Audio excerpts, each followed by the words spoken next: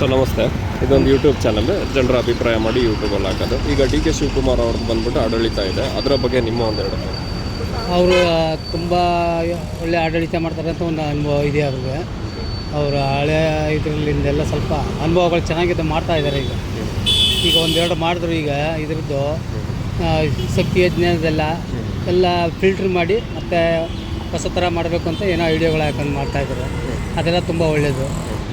ಇನ್ನು ಮುಂದೆ ಹೊಸ ಥರ ಆದರೆ ಈಗ ಸಿದ್ದರಾಮಯ್ಯ ಅವ್ರು ಮಾಡಿರೋದೆಲ್ಲ ಕ್ಯಾನ್ಸಲ್ ಮಾಡಬೇಕು ಅಂತ ಅದರಲ್ಲಿ ಫಿಲ್ಟ್ರ್ ಮಾಡಿ ಒಳ್ಳೆ ಥರದಲ್ಲಿ ಮಾಡಬೇಕು ಸರ್. ಅದೆಲ್ಲ ಸುಮ್ಮನೆ ಫ್ರೀ ಶಕ್ತಿ ಯಜ್ಞ ಅಂದರೆ ಎಲ್ಲರಿಗೂ ಕೊಟ್ಬಿಟ್ಟು ಯಾರ್ಯಾರೋ ಈಗೆಲ್ಲ ತುಂಬ ಎಲ್ಲ ಇತರದಾಗಿ ವೇಸ್ಟಾಗಿ ಮಾಡ್ತಾಯಿದ್ದಾರೆ. ಎಲ್ಲನೂ ಒಳ್ಳೆದಕ್ಕೇನು ಬಳಸ್ತಾನೆ ಇಲ್ಲ ಅವರು. ಅದನ್ನೆಲ್ಲ ಒಳ್ಳೊಳ್ಳೆದಕ್ಕೆ ಮಾಡಬೇಕು ಅನ್ನೋದು ಒಂದು ಅನುಭವ ಒಳ್ಳೆ ಇರಲಿ ಅಂತ ಇವರು ಒಂದು ಸ್ವಲ್ಪ ಮಾಡ್ತಾಯಿದ್ದಾರೆ. ಮೇಕೆದಾಟದ ಬಂದ್ಬಿಟ್ಟು ಈಗ ವಿಜಯ್ ಅವರು ಅಪೋಸ್ ಮಾಡ್ತಾವ್ರೆ, ಇದು ಸರಿ ಇಲ್ಲ ಅಂದ್ಬಿಟ್ಟು. ಅದರ ಬಗ್ಗೆ ನಿಮ್ಮ ಮೇಕೆದಾಟು ಯಜ್ಞದ ಇವರು ಸ್ವಲ್ಪ ಮನಸ್ಪಟ್ಟು ಮಾಡಿದ್ರೆ ಅದು ನಮ್ಗೆ ಒಳ್ಳೇದಾಯ್ತದೆ, ನಮ್ಮ ಕರ್ನಾಟಕಕ್ಕೆ ಒಳ್ಳೇದಾಯ್ತದೆ ಮತ್ತು ಇದು ಮಾಡ್ತದೆ. ಅವ್ರ ಆಪೋಸಿಟಾಗಿ ಆವಾಗಲಿಂದ ತುಂಬ ದಿನದಿಂದ ನಡೀತಾ ಇದ್ದದು ಮೇಕೆದಾಟು ಯಜ್ಞದ್ದು. ಯಾರೂ ಟ್ರೈ ಮಾಡಲಿಲ್ಲ, ಆದರೆ ಇವರು ಸ್ವಲ್ಪ ಮಾಡಬೇಕಂತ ಒಂದು ಅನುಭವ ಇವ್ರಿಗಿದೆ. ಮಾಡಬೇಕಂತ ಚಾಲೆಂಜಾಗಿ ತಕ್ಕಂದು ಮಾಡೇ ಮಾಡ್ಬೋದು ಅಂತ ನನ್ನ ಅನಿಸಿಕೆ. ಏನಕ್ಕೆ ಅವ್ರು ಅಪೋಸ್ ಮಾಡ್ತಾವ್ರೆ? ಈಗ ಅದು ಬಂದ್ಬಿಟ್ಟು ಕುಡಿಯೋ ನೀರು ಮತ್ತು ರೈತರಿಗೆ ಅನುಕೂಲ ಆಗುವಂಥ ಒಂದು ಅಣೆಕಟ್ಟದು, ಅದ್ರ ಬಗ್ಗೆ ಅವ್ರಿಗೆ ಯಾಕೆ ಅಷ್ಟೊಂದು ಕಾರಣ? ರೈತರುಗಳಿಗೂ ಅನೇಕ ಇದಾಯ್ತದೆ ಸರ್. ಎಲ್ಲ ಕಡೆ ನೀರು ಸೌಲಭ್ಯ ಮತ್ತು ಅವ್ರಿಗೆ ಬೆಳೆಗೆ ಎಲ್ಲ ಇದಾಯ್ತದೆ. ಮತ್ತು ಸ್ವಲ್ಪ ಅದು ಅಣೆಕಟ್ಟು ಕಟ್ಟಿದ್ರು ಸ್ವಲ್ಪ ಬೆಂಗಳೂರಿಗೆ ಕುಡಿಯೋ ನೀರಿನ ಯೋಜನೆ ಮತ್ತು ಅಲ್ಲಿಗೆ ನೀರಿನ ಬದಲಾಗ ಸ್ವಲ್ಪ ಕ್ಲಿಯರ್ ಆಗ್ಬೋದು. ಬರೀ ಅವ್ರ ಕಡೆ ಮಾತ್ರ ಉತ್ತಮ ಜನ ಬರಬೇಕು ಅನ್ನೋ ಒಂದು ಏನಾದರೂ ಯೋಚನೆ ಇದೆಯಾ ಅವರಿಗೆ? ಬರೀ ತಮಿಳ್ನಾಡಿಗೆ ಮಾತ್ರ ನಾವು ಸಪೋರ್ಟ್ ಮಾಡೋದು, ಕರ್ನಾಟಕ ಬಗ್ಗೆ ಏನು ಅಷ್ಟೊಂದು ಕಾಳಜಿ ಇಲ್ಲ ಅನ್ನೋ ಥರ ಏನಾದರೂ? ಅದು ಗೊತ್ತಿಲ್ಲ ಸರ್. ಇದೇನೆಲ್ಲ ನಮ್ಮ ಅಲ್ಲಿ ಇದರಲ್ಲಿ ನಮ್ಮ ಹೇಳ್ಕತ್ತೀವಿ. ಅಲ್ಲಿದ್ದು ಅವ್ರ ಜನಕ್ಕೆ ಅವ್ರು ಏನಾರು ಮಾಡ್ಬೋದು. ಅಲ್ಲಿದ್ದ ತಮಿಳ್ನಾಡದವ್ರದ್ದು ಅವ್ರು ವಿಜಯ್ ಅವರು ನಮ್ಮ ಜನ ಅಂದ್ಬಿಟ್ಟು ಅವ್ರು ಮಾಡಿದ್ರು ಮಾಡ್ಬೋದು. ಮಾಡ್ಬೋದು ಅವ್ರಿಗೆ. ನಮ್ಮ ಕರ್ನಾಟಕದಲ್ಲಿ ನಮ್ಮ ಇವರು ನಮ್ಮ ಜನಕ್ಕೆ ಅಂದ್ಬಿಟ್ಟು ಇಲ್ಲಿ ಕ್ಲೀನಾಗಿ ಇಲ್ಲಿಂದ ನೋಡ್ಕೊಂಡು ನಮ್ಮ ರೈತರಿಗೆ ಮತ್ತು ಇಲ್ಲಿಗೆ ಇವ್ರ ಅನುಕೂಲ ನೋಡ್ಕೊತಾರೆ. ಯಾರ್ದಾರು ಅಷ್ಟೇ ಅವ್ರವ್ರ ಮನೆಗಳಲ್ಲಿ ಅವ್ರವ್ರ ಅನುಕೂಲಗಳು ಅವ್ರವ್ರು ನೋಡ್ಕೊತಿರತ್ತಲ್ಲ, ಹಂಗೆ ಅವ್ರವ್ರ ಏರಿಯಾಗಳು ಅವ್ರವ್ರು ನೋಡ್ಕೊತಾರೆ ಆ ಥರ. ಈಗ ನಿಮ್ಮ ಊರು ಯಾವುದು ಸರ್? ನಮ್ಮದು ತಲಕಾಡು. ಅಲ್ಲಿ ಯಾವ ಪಕ್ಷ ಇದೆ? ಏನು ಸರ್? ಕಾಂಗ್ರೆಸ್, BJP? ಅಲ್ಲಿ ಕಾಂಗ್ರೆಸ್ ಇದೆ ಸರ್.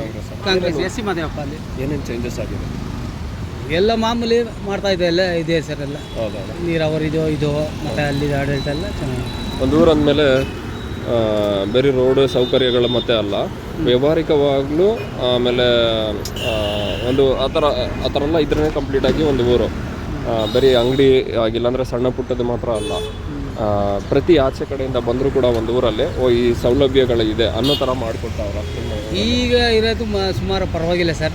ಮುಂದಕ್ಕೆ ಏನೋ ಮಾಡ್ತಾರೆ ಅಂತ ಗೊತ್ತಿಲ್ಲ. ಒಟ್ಲಿ ಈಗಿರೋ ಸೌಲಭ್ಯಗಳು ಸುಮಾರು ಮೇಂಟೈನ್ ಆಗಿದೆ. ಯಾಕೆಂದರೆ ಈಗಲೂ ನೋಡಿ, ನೀರಿಗೆ ನಾವು 10 ರೂಪಾಯಿ ಕೊಟ್ಟು ತಗೋತೀವಿ ಒಂದು ಬಾಟ್ಲು. ಎಲ್ಲಿಂದನೂ ಟ್ರಾವೆಲ್ ಮಾಡಿ ಬಂದು 10 ರೂಪಾಯಿ ತೊಗೊಂಡು ಕುಡಿಯೋ ಥರ ಪರಿಸ್ಥಿತಿ ಇದೆ. ಅದೇ ಥರನೇ ಇದೆಯಾ ತಲಕಾಡಲ್ಲೂ ಕೂಡ? ಸರ್ ಅದೇ ಥರನೇ ಇದೆ. ಈಗ ಕುಡಿಯೋ ನೀರಿನ ಸರಬರಾಜು ಯಾವ ಥರದಲ್ಲೂ ಮಾಡಿಲ್ಲ. ಅದು ಮಾಡೇ ಇಲ್ಲ. ಹೊರಗಡೆಯಿಂದ ಬಂದು ಮತ್ತೆ ದುಡ್ಡು ಕೊಟ್ಟೇ ಕುಡಿಬೇಕು. ಬಾಟ್ಲ್ ನೀರು ತಗೊಂಡು ಫಿಲ್ಟ್ರ್ ನೀರು ಮತ್ತು ಬಂದವ್ರಿಗೆ ಹೋದವ್ರಿಗೆ ಅಲ್ಲಿದೆಲ್ಲ ಸ್ವಲ್ಪ ಮಾಡಬೇಕು ಸರ್. ಇನ್ನೂ ಪ್ರವಾಸೋದ್ಯಮ ಅಲ್ಲಿಂದ ಬರೀ ಇದಕ್ಕೋಸ್ಕರನೇ ಮಾಡ್ತಾರೆ. ಆ ಥರ ಬಂದಾಗ ಆಟೋಮೆಟಿಕ್ಕಾಗಿ ಈಗ ನಿಮ್ಮ ಹೆಸರು? ರವಿಕುಮಾರ್. ಓಕೆ, ರವಿಕುಮಾರ್ ಸರ್ ಅವ್ರ ಊರಿಗೆ ನಾವು ಹೋಗ್ತಾ ಇದ್ದೀನಿ. ಅಲ್ಲೆಲ್ಲ ನೀರಂದರೆ ಏನೋ ಬಾಟ್ಲ್ ಕೊಟ್ಟಲ್ಲೇ ತಗೋಬೇಕು, ದುಡ್ಡು ಕೊಟ್ಟೆ ತಗೋಬೇಕು, ಆ ಥರ ಒಂದು ವಾತಾವರಣ ಸೃಷ್ಟಿ ಆದರೆ ಅವಾಗ ಬೇಜಾರದು. ಅದೇ ನೀರಿಗೆ ಒಂದು ಫ್ರೀ ಇದ್ದರೆ, ಹೊರಗಡೆಯಿಂದ ಬಂದಾಗ ನೀರು ಫ್ರೀಯಾಗಿ ಸಿಕ್ಕಿದಾಗ ಅದು ಫಿಲ್ಟ್ರ್ ನೀರು ಅವ್ರಿಗೆ ಆರೋಗ್ಯನೂ ಚೆನ್ನಾಗಿರುತ್ತೆ, ಎಲ್ಲ ಚೆನ್ನಾಗಿರುತ್ತೆ. ನಾವು ಇಲ್ಲಿಂದ ಹೋಗಿ ಮತ್ತೆ ನೀರು ತೆಗೆದು ಅಲ್ಲಿಂದ ಕುಡಿಬೇಕು ಅಂದರೆ ತುಂಬ ಒಂಥರ ನಮ್ಮ ಇಷ್ಟು ಎಲ್ಲ ಇಟ್ಕೊಂಡಿದ್ದು ನಾವು ನಮ್ಮ ದುಡ್ಡಿಗಲ್ಲಿ ನೀರು ಕುಡಿಬೇಕಲ್ಲ. ಇಷ್ಟು ದೊಡ್ಡದು ಹೊಳೆ ಮಡಿಕೊಂಡು, ಕಾವೇರಿ ಮಡಿಕೊಂಡು, ಎಲ್ಲ ಮಡಿಕೊಂಡು ಅನ್ನೋದು ಒಂದು ಪಶ್ಚಾತ್ತಾಪ ನಮ್ಮ ಮನಸ್ಸಲ್ಲಿ ಇರ್ತದೆ ಸರ್. ಖಂಡಿತವಾಗ್ಲೂ. ಯಾಕೆಂದರೆ ಬೇರೆ ರೋಡೆಲ್ಲ ಮಾತ್ರ ಚೆನ್ನಾಗಿ ಮಾಡಿಕೊಟ್ರೆ ಸರಿ ಇಲ್ಲ.